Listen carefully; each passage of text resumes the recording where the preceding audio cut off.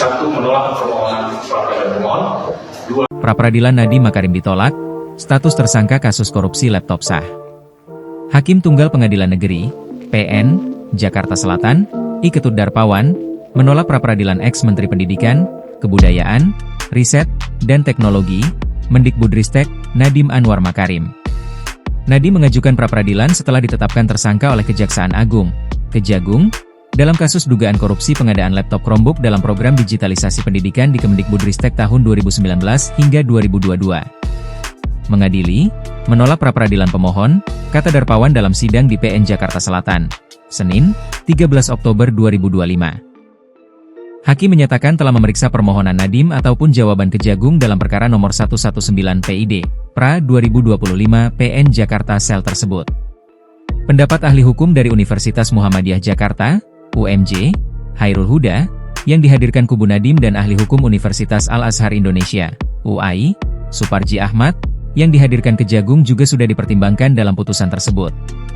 Hakim pra-peradilan berpendapat penyidikan yang dilakukan oleh termohon, Kejagung, untuk mengumpulkan bukti-bukti agar menjadi terang tindak pidana guna menemukan tersangka sudah dilaksanakan berdasarkan prosedur hukum acara pidana, karenanya sah menurut hukum, kata Darpawan.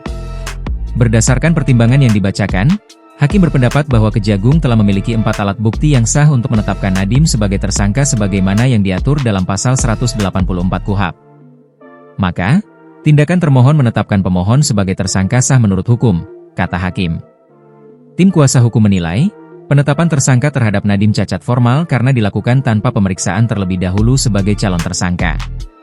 Mereka juga menyebut surat perintah penyidikan, sprindik, dan surat penetapan tersangka diterbitkan pada hari yang sama, yakni 4 September 2025, bersamaan dengan pelaksanaan penahanan. Selain itu, penetapan tersangka disebut tidak didahului penerbitan surat pemberitahuan dimulainya penyidikan, SPDP, dan belum disertai hasil audit kerugian keuangan negara dari Badan Pengawasan Keuangan dan Pembangunan, BPKP. Kubu Nadiem menilai tindakan Kejagung tersebut sebagai bentuk tindakan sewenang-wenang dan menyalahi prosedur hukum acara pidana.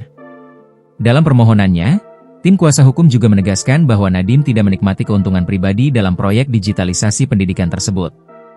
Selain meminta penetapan tersangka dibatalkan, pihak Nadiem juga memohon agar jika perkara berlanjut ke tahap penuntutan, penahanan terhadap Nadiem dapat diganti dengan penahanan kota atau rumah. Download Tribun X sekarang, menghadirkan lokal menjadi Indonesia.